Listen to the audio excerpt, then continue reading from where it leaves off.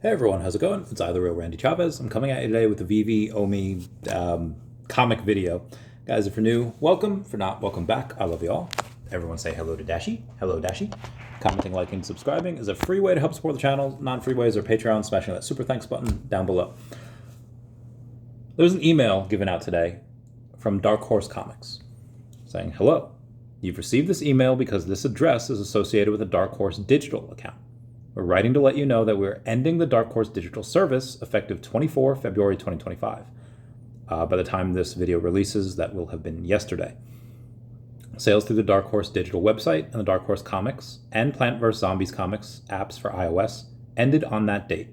Users can continue to log into the website digital.darkhorse.com and read the comics in their bookshelves. Effective 31 March 2025, the Dark Horse Comics and Plants vs. Zombies comic apps iOS will no longer be supported. Users are encouraged to download books in their bookshelves by 30 March 2025. The ability to download books to your device cannot be guaranteed after that date. For access through the website, users without DHD accounts should create one and sync it to the app by 30 March 2025. You have the normies that are saying like, oh, this is why you should never buy anything digital and only buy physical comics because you never really own the digital ones.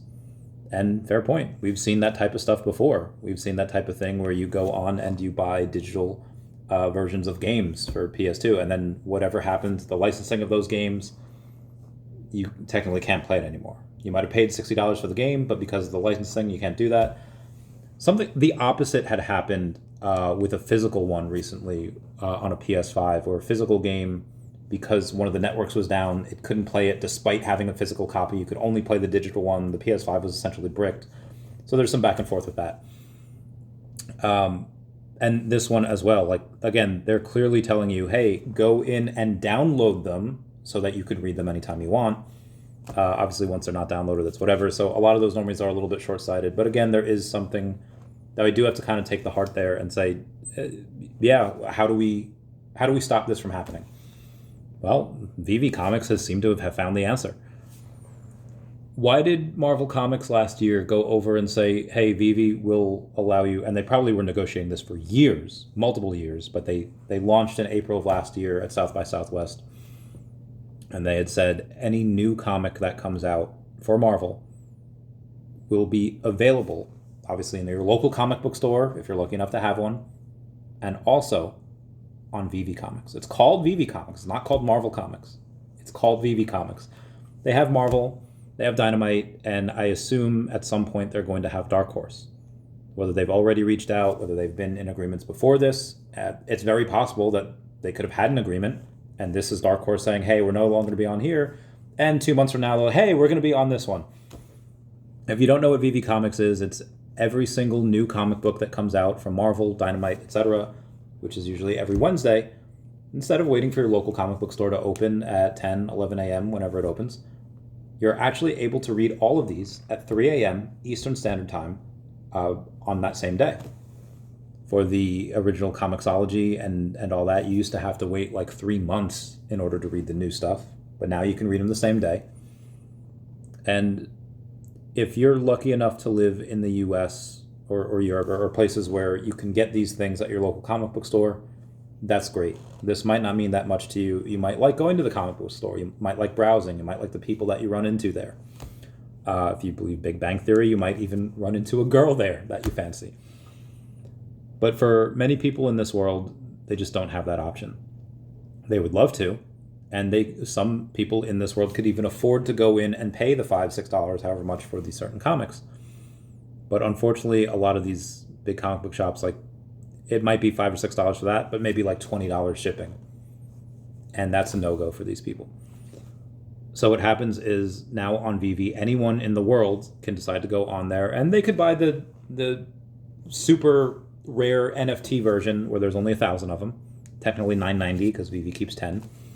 Or they can go on and buy the digital version for like $4 or $5. Super cheap, super awesome. I'm writing a comic that will be on VeVe Comics later this year. We might do a physical launch, we might not. I'll keep you all posted with that. But why Marvel did this was because the comic book ecosystem had been failing for a long time. And you had Spider-Man and you had X-Men that kind of propped it up a little bit, and then the MCU came and propped it up a lot. There's a lot of people that had spent thousands of dollars on an Eternals comic. Eternals #1, graded 9.8, and that same comic is now like 90% off. Same thing, graded 9.8, just because now granted, a lot of that is just ebbs and flows, but a lot of it is because a lot of these local comic stores are collapsing. You have Diamond Distributors that declared bankruptcy last month. You have this that's happening now. Clearly, it's very hard to, one, break into physical comics, and two, to try to do a digital thing on your own. VeVe has those answers. They have the platform, they have the money, they have the people, and VeVe grosses tens of thousands of dollars each week.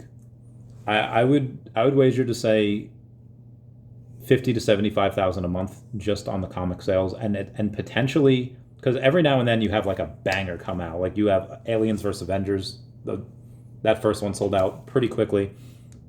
Usually there's one every week that sells out, and a lot of them is just, okay, what is a lot of it's $7, or let's say $7.98, but let's say $8 times 1,000 is like, well, Chavez, that's only $8,000. He said, yes, usually one sells out every week, but there are usually a couple dozen that come out, again, between all the titles that they have, and more are coming. That's why I say 10 or tens of thousands of dollars per week. I would say between 50 and 75 a month. If you have a couple of ones that do really well, they might even gross up to 6 figures a month.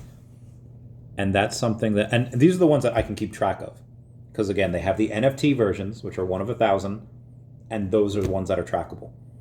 They have the digital sales that are just different. They're read-only, you can't resell them. And those ones we don't have the numbers on. They're likely making thousands more with that. Because there's a couple of people out there that still just like, oh, NFT is a bad word. I don't like that. What is that? But this way they don't have to get an NFT. They get it even a little bit cheaper. And if having something cheap is your price, I know plenty of people, y'all know who I'm talking about, that will brag about how cheap they can get an item. There's people saying like, I spent this much on it, because they want to show off how much they spent on it. And then there's some people who be like, guess what I got this for? And it's like 80% off. Aliens vs. Avengers comics are like $11. But you can get the common or uncommon versions like for like $2 or $3.